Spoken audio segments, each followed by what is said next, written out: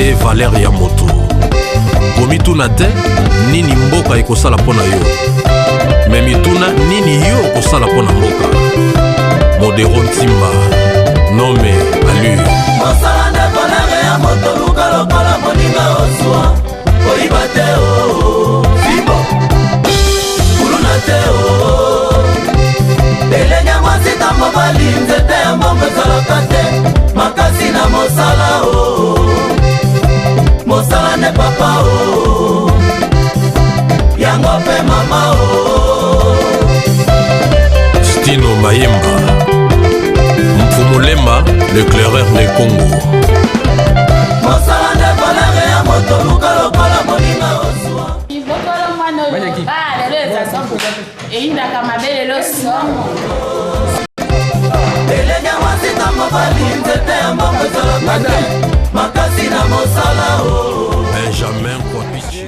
Je vous retrouve au chantier des l'IBTP. Pouvez-vous vous présenter? Êtes-vous une personne main d'œuvre ou bien vous êtes gestionnaire de ces chantiers? Non, je suis étudiant, représentateur étudiant, même pas stagiaire dans l'institution. Ah bon?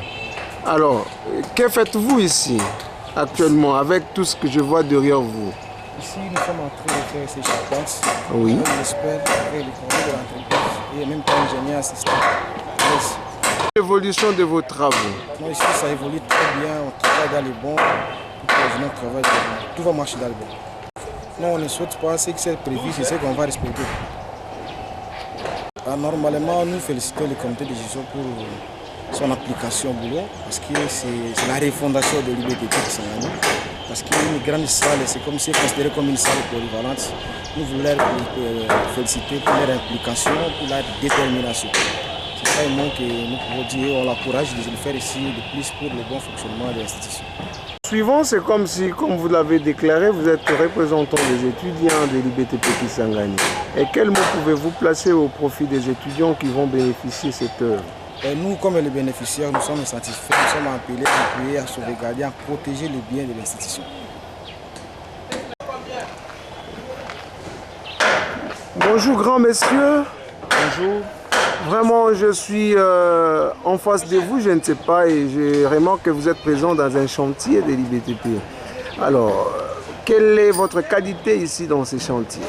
Oui, dans ce chantier de la rénovation de l'IBTP, partie auditoire préparatoire, je suis le superviseur des travaux ici, en même temps concepteur de cette œuvre. Vraiment. En même temps concepteur et en même temps superviseur. Oui. Ça c'est très bien. Et quelles sont les émotions que vous avez par votre casquette? Vraiment, les émotions que nous avons, c'est d'abord la joie de voir la manière où cette œuvre est en train d'être exécutée et aussi son agrandissement.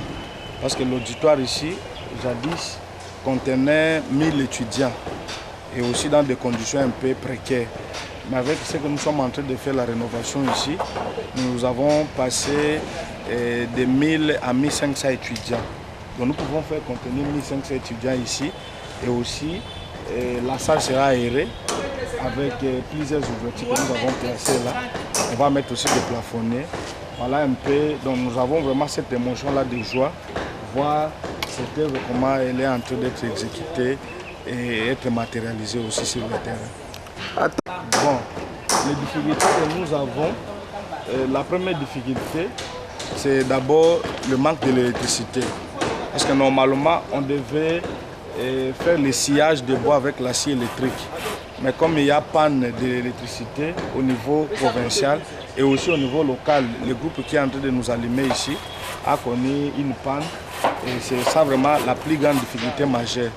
Et à part ça, bon, les petites autres difficultés là concernant l'approvisionnement de matériaux, ce sont vraiment des difficultés minimes que nous pouvons négliger parce que dans tout chantier, on peut toujours connaître ces problèmes-là d'approvisionnement chantier. Parce que vous pouvez acheter aujourd'hui les matériaux, mais les fournisseurs pour qu'ils vous donnent ces matériaux-là, surtout qu'il n'y a pas l'électricité au centre-ville, ça pose vraiment un sérieux problème. Voilà les deux difficultés, une difficulté majeure et une difficulté mineure par rapport au chantier que nous sommes en train d'exécuter. Oui, vraiment, nous allons réaliser l'ouvrage selon le temps prévu. parce que nous avons prévu ici 10 jours de travaux. Aujourd'hui, là, nous sommes déjà au 7e jour. 7e jour d'exécution des travaux. Avec les 3 jours qui nous restent, nous allons vraiment finaliser toute la toiture et la charpente. Oui, vraiment, nous sommes en train de constater que ça sera réalisable. Parce que les gros œuvres que nous sommes en train de faire là, vraiment ça évolue normalement. Et après cette partie, on va maintenant procéder aux travaux de finissage. Donc il faut placer les portes, il faut mettre le pavement qui sera en carreau, mettre le plafond qui sera en triplex. Et pour l'aération, nous avons prévu plusieurs ventilateurs à l'intérieur. Et en dehors de ça, on fera l'enduisage, donc le crépissage intérieur et extérieur. Et aussi, on mettra la peinture ainsi que l'électricité sur l'ensemble du bâtiment. Vraiment, nous sommes en train de suivre à la loupe la conception que nous avons faite. Et cette conception-là, elle est vraiment en train d'être réalisée à la loupe suivant les normes que nous avons mis dans le pays. Oui, moi je pense que ce que nous conseillons aux bénéficiaires, les étudiants et aussi les personnels de l'IBTP, c'est d'abord le changement de mentalité. Changement de mentalité, c'est ce que nous en appelons. Et s'il y a vraiment ces changements-là, on sera vraiment dans de bonnes conditions. Mais s'il n'y a pas ce changement de mentalité et aussi la rigueur des gestionnaires, cela nous aidera à consolider et à conserver cette œuvre dans ces états que nous allons finir. Moi, je pense que ça, c'est le conseil qu'on va demander aux gestionnaires, aussi aux bénéficiaires qui sont des étudiants. Parce que nous savons que les étudiants de l'IBTP, ils ont toujours une mentalité qui ne permet pas de conserver l'ouvrage dans de bons états. Mais je crois qu'avec ce que nous sommes en train de faire ici, l'ouvrage même va faire à ce que l'étudiant puisse respecter ce que nous sommes en train de faire.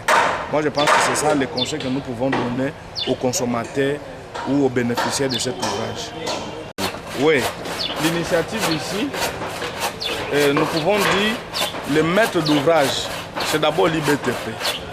Et ce n'est pas l'IBTP de manière générale, mais nous savons les personnes qui incarnent l'IBTP qui s'engagent. C'est d'abord le comité de gestion avec à sa tête le professeur docteur ingénieur Sylvain Alongo.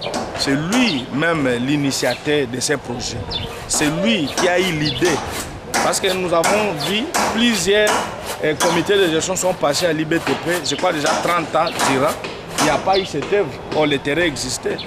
Mais avec les mêmes étudiants qui sont là, les mêmes financements, parce que c'est un financement local, ce n'est pas un financement du gouvernement, mais c'est un financement avec les frais que les étudiants payent et sous l'initiative du comité de gestion chapeauté par le professeur Dr Alongo. C'est ce que nous voyons, c'est lui le concepteur, l'initiateur même de ce projet. Nous sommes là seulement comme le maître d'œuvre. Nous sommes en train d'accompagner sa vision, d'accompagner les idées qui passent dans sa tête et exécuter aussi ces idées-là. Moi, je pense que c'est lui le concepteur, le professeur docteur Sylvain Alongo. Merci beaucoup. Modéron Timba, nommé Allure.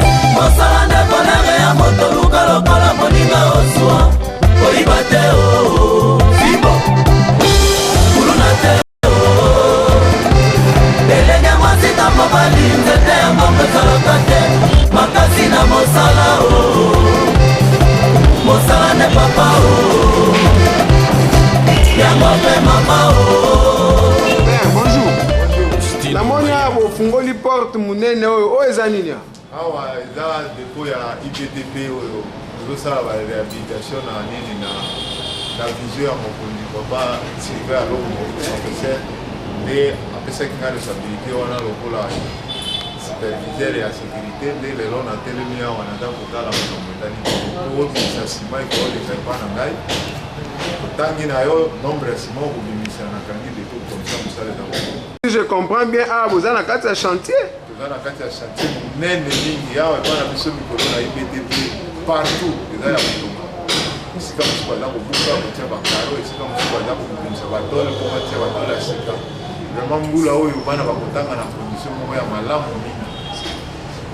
poto aza komona petit mbala oyo olobi mokonzi aza na nyongo ya miso oui mokonzi alobi aza na nyongo ya miso ah bon na ndeni kuna akendaka na poto ndenge amonaka nde nyongo wana koya kofuta po awa na Kisangani awa na IBTP. C'est vrai. Donc réhabilitation ebetama na kotonga oyo ebetama awa donc ezaka na système que non bula eke Kisangani. Oui. Ah. Oui. Wana penda nde nyongo ya miso oyo mokonzi aza na yango vraiment Kisangani eza komona awa na IBTP ekomona ndenge amonaka na poto ndenge moko bwaki nini IBTP eza komona na poto so baétudiant batanga na poto mpe bazotanga awa na Kisangani awa na IBTP. Mais baétudiant ya poto nayebi basali na bango ezalaka na bakaro basali na bango ezali na baclimatiseur mais awa na dépôt na nayebi te soki eske oza ata na karo te oza mpe na climatiseur te eske condition oyo ozoloba wana mpenza mokonzi na okokisa vraiment karo yango oyo oza wana 4 sorte ya série ya karo. Ah bon donc baomemi wana eza karo oyo karo yango oyo. Ah bon omemi wana eza karo ezali awa 60 toza mpe na 30 sur 30 toza mpe na 20 sur 30 ezali awa. Ah bon dire condition oyo mokonzi alobi yango ke baétudiant bakotanga mbala oyo sale nyonso ekozala na karo epe ekozala na baclimatiseur mais oyo lo nauti kozwa yango sikoyo eza na lo ya 1053 nini carton ya karo plus ciment yango oza komona awa nazwi oyo nazwaki yango ezali 685 ya ciment donc oyo lo soki esili mosusu eza koya nde vision ya mokonzi esalema ndenge oyo alobaki.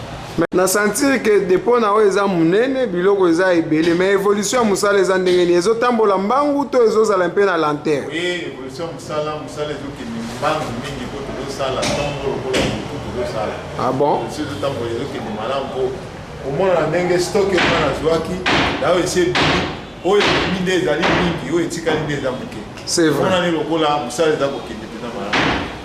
nde nazomona babiloko mosusu mpe nayebi te nyonso ezaka ya mosala kaka nyonso ozomona awa ezali kaka mpona kobongisa nango IBTP réhabilitation ya ndako na baplace nyonso omoni awa mabende nyonso ezali ezaka mabende ezosala mosala na IBTP. Vraiment toli na kopesa bango ya baétudiant bazala bapolisi bango moko entre bango vraiment bazala bapolisi entre bango oyo akomona moninga abebisi eloko afunda ye oyo akomona abuki karo afunda ye oyo akomona donc bapesa na toli komona ke depuis IBTP ebanda esali lelo soki 29 ans ezali mbala ya liboso komona ke mokonzi oyo akoti pour le moment manda na ye obandela kaka na baevre ya ndenge vraiment conscience baétudiant bapesa na toli conscience ya mutu na mutu interpele eke esika na kokende esika mpe epesaka mutu toli ntango yo okoti botai esika oyo antuka esengeli te nabwaka papier esika oyo esengeli te nabwaka bosoto esika oyo bakotiela bango ya kobwaka papier babwaka esika oyo bakotia bango ke babwaka papier babwaka vraiment bapesa na toli lolenge oyo toza kokende nango soki tosali 5 ans lisusu vraiment ekomona na poto mpenza baétudiant yawa ya Kisangani bakoza su te oyo tokende na Kinshasa obe tokende na poto po condition ya poto nde yango ekiteli biso wana Kisangani. vraiment tondimi yango donc toli wana efo ekota meme balakisi na bapersonnel baadministratif bango mpe okopesa bango toli te parce que bango mpe bazogere partie moko ya nini ya baœuvre oyo bozosala awa. Oui, mpona bapersonnel eloko na kopesa toli ezali kaka oyo lolenge ya kala ezali lolenge ya sika te vraiment eloko oyo professeur alongo aza kosala mpona kobatela yango moyibi ezala te ezali te soki omonaki mwa libende moko elalaki na se obimisa okende nango na autorisation na moko te vraiment toli oyo na kopesaka bapersonnel na biso totosa mosala alinga mosala eloko oyo etangemi ya IBTP kozwa yango pamba te mpe kozwa te po soki ozwi yango service ya sécurité emoni yo tokokanga yo okofanda na ti okomona mokonzi tokotuna mokonzi atuna eloko oyo ozwi ya yo ube ya yo te ya IBTP ube ya yo te vraiment biso nyonso tozala basurveillant mpona evre oyo mokonzi aza kosala. Merci beaucoup tosepeli ndenge olobi na micro na biso loba polele. me mituna nini yo okosala mpo na mboka? Modero Ntimba nome alu mosala nde bonere ya moto luka lokola moninga osua koyiba te fibo kuluna te elenge mwasi na mobali nzete yango kozalaka te makasi na mosala mosala nde papa yango mpe mama Stino Mayemba Mpumulema, l'éclaireur de Congo. mosala nde bonere ya moto luka lokola moninga osua koyiba te Emma Mea Lisalisi elenge mwasi na mobali nzete ya mbongo ezalaka te makasi na mosala Benjamin Kwapichi mosala nde papa Mozart Lufilu yango mpe mama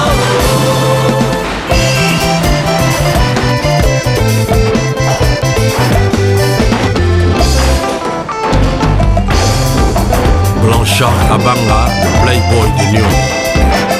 Jires Lubaki et Faux Perso.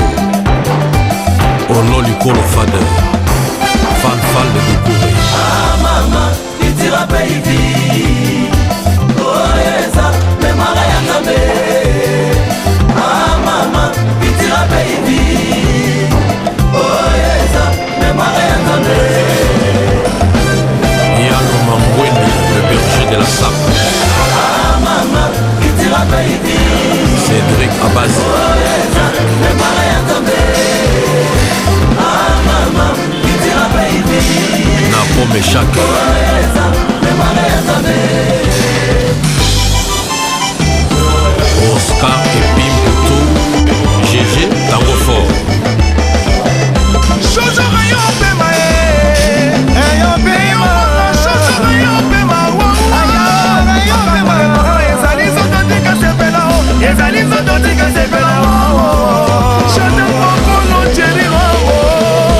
Emma Internaldo comme Kobo. Alain Saloumou, mémoire et Nzambe. Erasme Kapumba, l'honorable.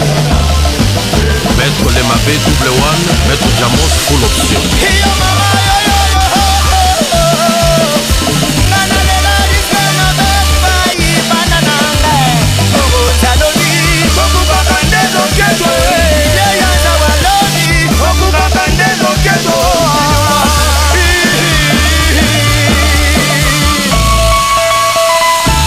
La percée, Patrick Mavungu, South Africa.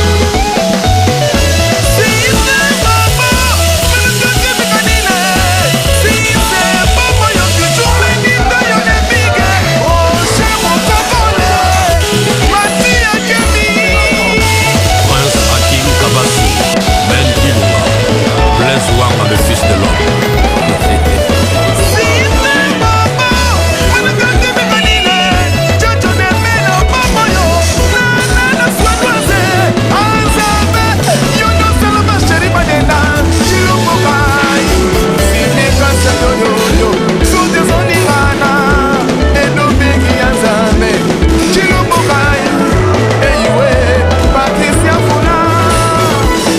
Bienvenue à Missy. Patrick Manzanza, Yoga Pichu Boko.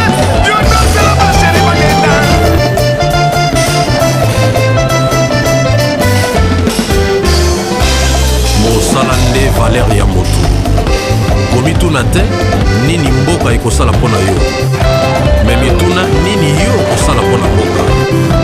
Modero Ntimba nome alu mosala nde bonere ya moto luka lokola moninga osua koyiba te fibo kuluna te elenge mwasi na mobali nzete yango kozalaka te makasi na mosala mosala nde papa yango mpe mama Stino Mayemba Mfumulema, le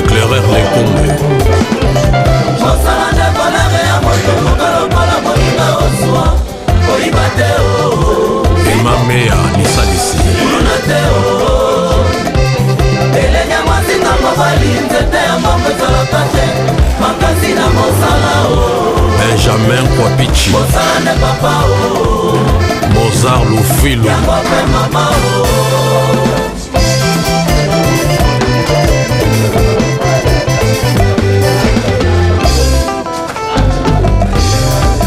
Blanchard Kabanga, le playboy de Lyon, Jires Loubaki, et faux perso, Ono Likolo Fader, Fanfal de Likouré. Ah maman, itira baby, oh yesa, mémoire ya nzambe. Ah maman, itira baby, oh yesa, mémoire ya nzambe. Yalo Mambweni, le berger de la Sape. Ah maman, itira baby, Cédric Abazi, oh yesa, mémoire ya nzambe. Ah maman, itira baby, Napo Meshake, oh yesa, mémoire ya nzambe. Oscar et Pimputu, GG Tango Fort.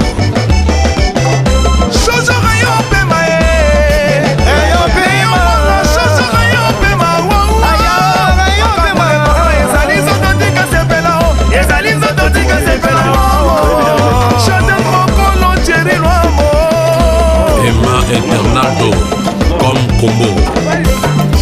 Alain Saloumou, mémoire Yanzam. Erasme Kapumba, l'honorable. Maître Lemabé, double one. Maître Jamos, full option.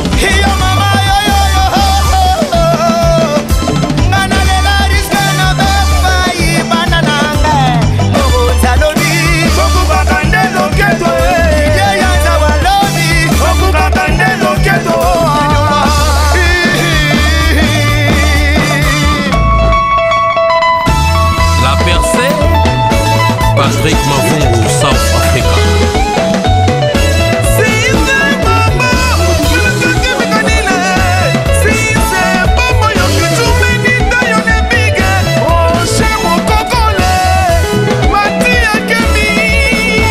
Prince Hakim Kabassou, Ben Ilunga, Blaise Wanga, le fils de l'homme.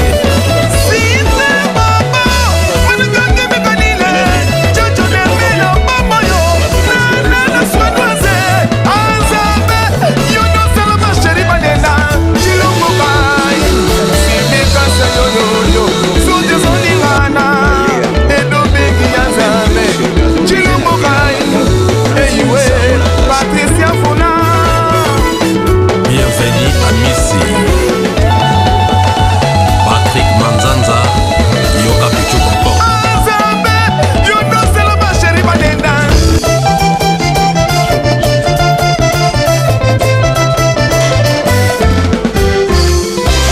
Mosalande Valeria Moto. Komituna te nini mboka ekosala pona yo. Me mituna nini yo okosala pona mboka. Modero Ntimba, nome Allure. Mosala nde bonere ya moto luka lokola moninga oswa. Koyiba te o, fibo, kuluna te o.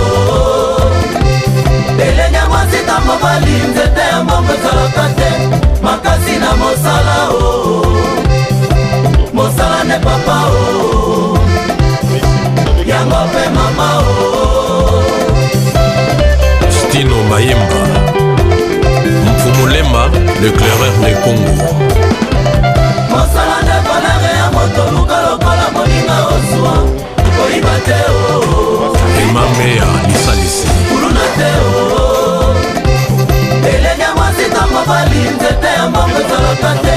Makasi na mosala o, Benjamin Kwapichi, mosala nde papa o, Mozart Lufilo, yango pe mama o.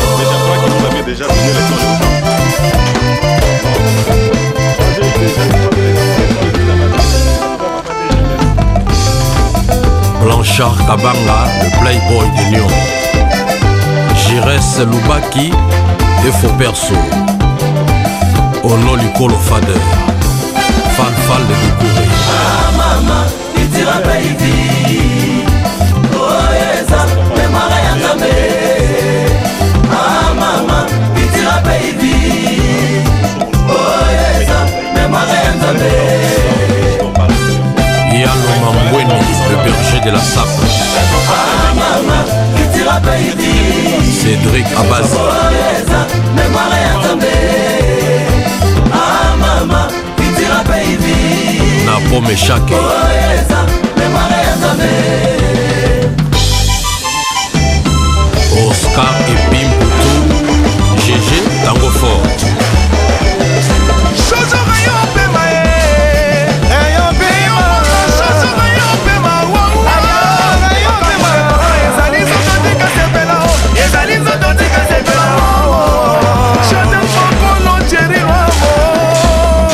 Internaldo comme Combo.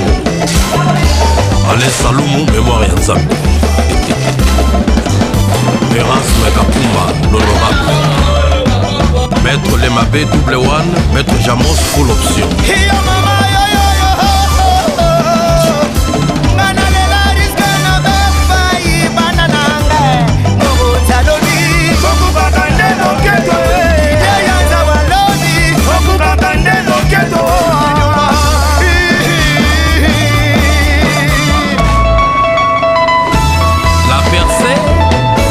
Patrick Mavungu, South Africa.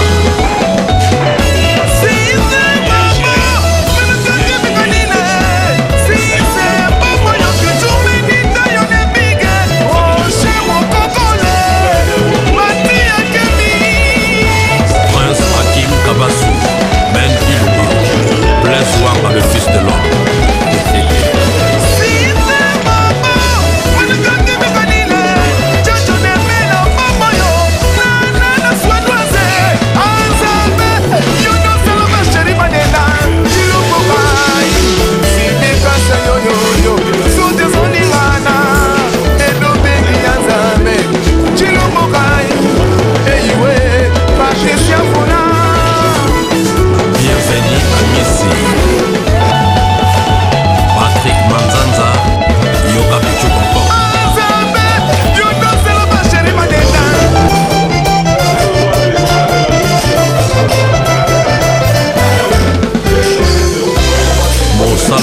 Valeria Moto komituna te nini mboka ekosala mpona yo me mituna nini yo okosala mpona mboka.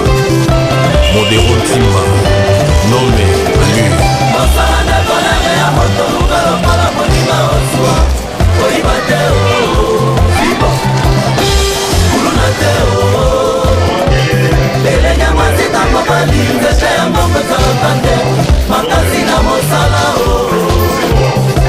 Mosala ne papa yango pe mama Stino Mayemba Mfumulema, l'éclaireur des Congo. Mosala ne valere ya moto lukalokala molima osua koyiba te Emamea Nisalisi kuluna te elenge mwasita mobali nzete ya mbongozoloka te makasi na mosala Benjamin Kwapichi mosala ne papa Mozart Lufilu yango pe mama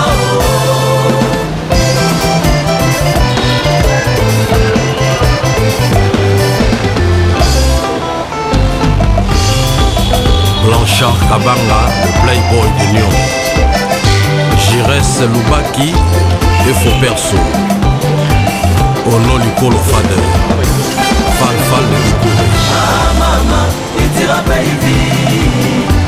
Oh yesa, me mara ya tabe. Ah mama, itira baby. Oh yesa, me mara ya tabe. Yalo Mambweni, le berger de la Sabre. Ah mama, itira baby. Cédric Abazi. Oh yesa, me mara ya tabe. Ah mama, itira baby. Napo Meshake. Oh yesa, me mara ya tabe. Oscar et Pimbuto. GG Tango Fort.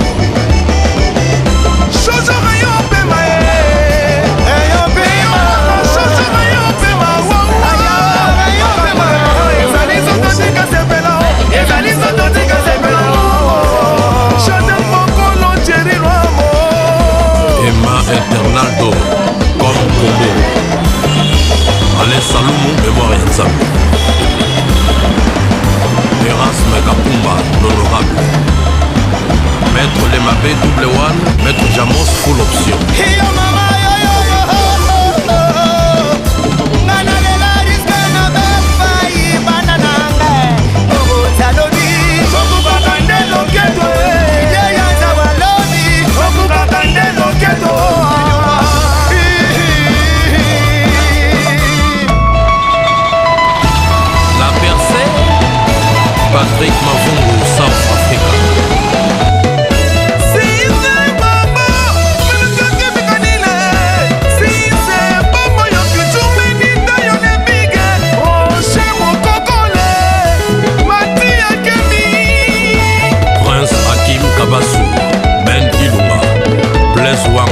de l'homme.